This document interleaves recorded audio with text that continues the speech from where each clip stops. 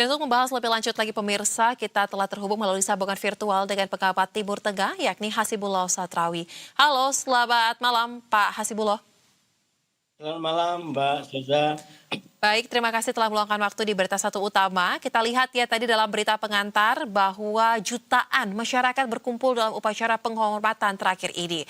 Berlangsung selama 7 hari, jenazah pun nantinya akan diarak ke beberapa lokasi di Iran. Dan ada yang menarik, di mana hanya ada 3 putra Khamenei yang hadir di sholat jenazah. Nah, kalau berdasarkan perspektif Anda, apa pesan simbolis yang bisa kita lihat dari upacara pemakaman ini dan termasuk ya ketidakhadiran Mojtaba yang menggantikan Ali Khamenei? Silakan. Ya, terima kasih Mbak Seza. Saya ingin memberikan 3 poin besar untuk memahami Iran, mutakhir dan juga terutama terkait dengan pemakaman ini. Yang pertama dari perspektif kebudayaan, yang kedua dari perspektif keamanan, dan yang ketiga dari perspektif politik. Yang pertama kalau kita pahami dari perspektif kebudayaan, maka memang ini adalah bagian daripada kekayaan yang dimiliki oleh Iran. Kekayaan kebudayaan salah satu maknanya adalah di mana kedukaan ataupun rasa duka itu tidak selalu bermakna negatif atau bahkan mungkin kehancuran dan keputusasaan. Iran ini memiliki satu energi kebudayaan yang luar biasa karena peristiwa-peristiwa memilukan seperti meninggalnya tokoh-tokoh penting itu lalu kemudian dimaknai sebagai cara mereka untuk bangkit, cara mereka untuk menatap masa depan yang lebih baik.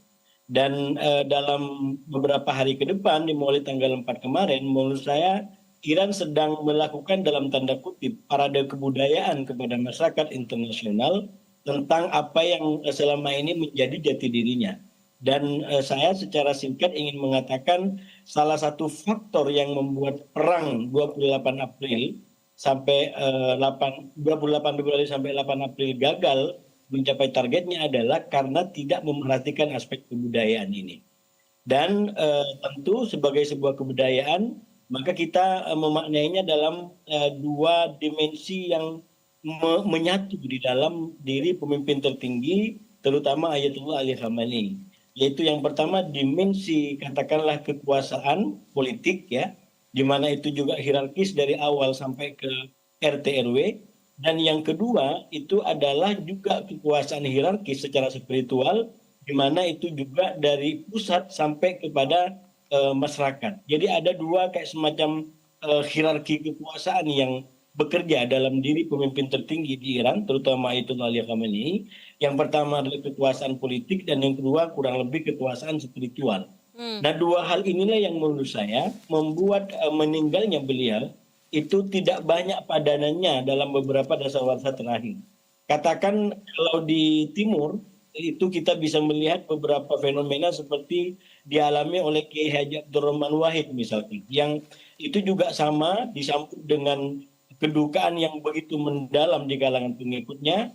Dan yang kedua boleh saya sebutkan katakanlah tokoh karismatik seperti Yasir Arafat, itu juga kurang lebih sama. Nah yang agak ke barat dalam tanda kutip menurut saya bisa dijadikan sebagai contoh bagaimana pemimpin karismatik, yaitu meninggalnya Paus Fransiskus kemarin. Ini menurut saya cerminan daripada tokoh yang kurang lebih memiliki dimensi kekuasaan dalam diri umat, dalam diri masyarakat yang terutama juga spiritual, dan di dalam diri Ayatullah Ali Khamenei lebih kuat lagi karena selain spiritual juga kekuasaan politik yang itu menyatu di dalam tradisi kekuasaan di Iran. Nah itulah yang menurut saya kemudian kita bisa menyaksikan kenapa berduyun-duyun masyarakat terutama di Iran dan di kalangan masyarakat-masyarakat yang mengikuti katakanlah paham Syiah. Kalau dalam Islam dikenal dengan Syiah. Jadi ini memang strukturnya bersifat langsung. Kalau di luar itu menurut saya lebih kepada kemanusiaan ya, bagaimana kita berempati kepada orang, kepada tokoh yang besar seperti ini, yang kemudian disambut dicintai sedemikian rupa oleh masyarakat. Begitu Mbak. Baik, nah tadi termasuk soal Mojtaba Khamenei ya yang tidak hadir dalam sholat jenazah meskipun memang sudah disampaikan ada alasan keamanan. Tetapi yang juga menjadi pertanyaan publik adalah sejak ia terpilih sebagai pemimpin yang baru, Mojtaba Khamenei ini belum pernah tampil satu kali pun di hadapan rakyat. Pertanyaannya sebagai analis Timur Tengah ya Pak Hasibullah, apakah memang ada prosedur keamanan yang sedemikian rigid sehingga perhitungan untuk seorang pemimpin tertinggi Iran tampil di hadapan publik termasuk ketika acara kedukaan ya dan juga pemakaman rangkaian yang penting seperti ini pertimbangannya sangat panjang sehingga bisa memang dan dimaklumi untuk tidak tampil di hadapan publik. Silakan. Iya, saya rasa memang dari dimensi politik atau yang kedua yang ingin saya sampaikan tadi secara politik dari sisi keamanan menurut saya itu ketidakhadiran Mujtaba itu menurut saya menjadi jawaban daripada para elit Iran terhadap situasi di Amerika ataupun di Israel. Bahwa mereka tidak betul-betul percaya bahwa ini akan aman-aman saja. Apalagi Israel memberikan ancaman beberapa hari lalu bahwa ada kemungkinan juga Mujtaba akan menjadi target kembali. Dan di sisi lain, ini yang menurut saya agak menarik secara akademis ya bisa kita sampaikan. Dalam tradisi Iran itu kepemimpinannya sebenarnya kan semua pemimpin itu adalah pemimpin yang hadir, tapi dia mewakili pemimpin yang gaib. Ini agak teknis maksud saya. Jadi pemimpin yang hadir, yang ada sekarang itu seluruhnya adalah pemimpin sementara sambil menunggu hadirnya nanti Imam Mahdi dalam konteks ajaran Imam Mahdi. Imam yang adil yang akan datang di akhir zaman dalam keyakinan mereka. Sehingga seluruh pemimpin ini yang ada, ini hanyalah kayak semacam perwakilan sementara sampai menunggu hadirnya Imam Mahdi yang mereka yakini. Nah, perubahan atau transisi dalam situasi yang khusus seperti sekarang dari Ayatullah Ali Khamenei kepada Mujtaba menurut saya memberikan kayak semacam pemaknaan atau refleksi yang bertambah, yaitu bahwa ada fenomena kehadiran yang gaib yang tidak tampak tapi itu justru adalah nyata.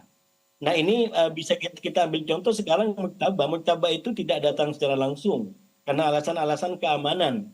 Tapi perangkat-perangkat kenegaraan, keputusan-keputusan kenegaraan itu tetap berjalan. Paling tidak kita bisa ambil ini terkait dengan katakanlah proses perundingan dengan Amerika. Itu jelas berjalan sesuai dengan arahan Mujtaba sebagai pemimpin tertinggi. Nah ini bagi saya kalau kita mengikuti studi tentang Syiah, studi tentang Iran, maka ini kayak semacam kebalikan daripada model kepemimpinan yang umum yang dulu-dulu yaitu kepemimpinan yang hadir yang ada sekarang untuk mewakili yang gaib.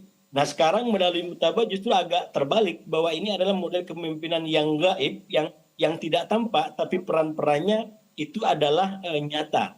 Dan satu dampak positif menurut saya dari perubahan itu akhirnya Iran itu menjadi kepemimpinan yang lebih konsensus.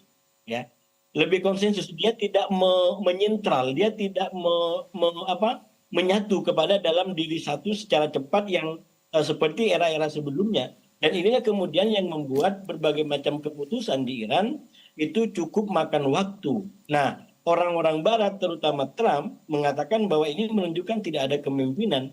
Menurut saya itu lagi-lagi cara pandang yang tidak menyelami kebudayaan Iran. Kalau kita menyelami kebudayaan Iran bukan tidak ada kepemimpinan, tapi justru kepemimpinannya adalah mengalami penyesuaian dari kepemimpinan yang menunggal dalam diri pemimpin mursyid tertinggi pada zaman-zaman sebelumnya menjadi kepada kepemimpinan yang lebih konsensus karena pemimpinnya dalam keadaan yang darurat, katakanlah darurat karena kena serangan, karena sakit, atau bahkan juga karena darurat karena untuk menjaga keamanannya. Dan saya menduga itu adalah pertimbangan kenapa Mujtaba tidak datang di momen sakral ini. Nah yang ketiga, Mbak Soza yang ingin saya sampaikan yang tidak kalah menarik adalah ini justru secara politik. Saya secara politik memaknai bahwa memahami Iran sekarang kita sebagai pengamat akademisi mestinya udah berubah. Ini bagi saya bukan Iran sebelum perang, ini sudah Iran pasca perang yang dominasi di kawasan itu semakin kuat didorong sama Iran. Termasuk melalui katakanlah kenapa pemakaman ini baru dilakukan sekarang. Baik. Itu kan sebenarnya menarik secara politik. Ini kan bisa dilakukan sebelumnya atau bahkan bisa nanti. tapi diambil sekarang. Saya menduga karena memang ada kaitan dan kebutuhan terutama dengan konsep dan keinginan Iran untuk menjadi penentu baru di kawasan. Nah, Baik, prosesi ini diambil sekarang, satu secara politik maknanya adalah ingin menekankan persatuan kembali di Iran yang belakangan sempat agak tergoyah gara-gara mau bernegosiasi dengan Amerika. baik. Saya menduga itu adalah pesan utamanya. Dan yang kedua, secara eksternal melalui pemandangan seperti ini, termasuk juga kepada Israel, kepada Amerika, mereka ingin mengatakan bahwa yang Anda sebut sebagai teroris, yang Anda sebut sebagai pemimpin yang tidak dicintai, itu salah besar.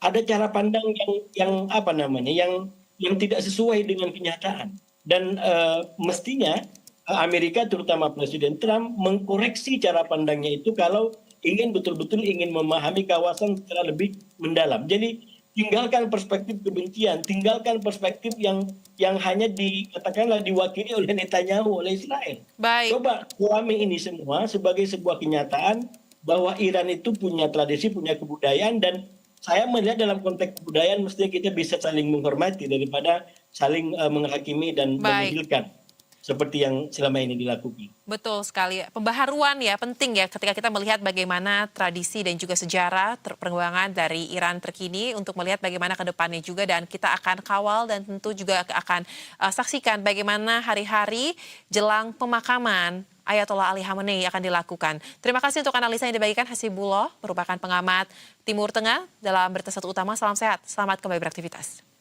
Terima kasih Mbak Suta. Selamat malam.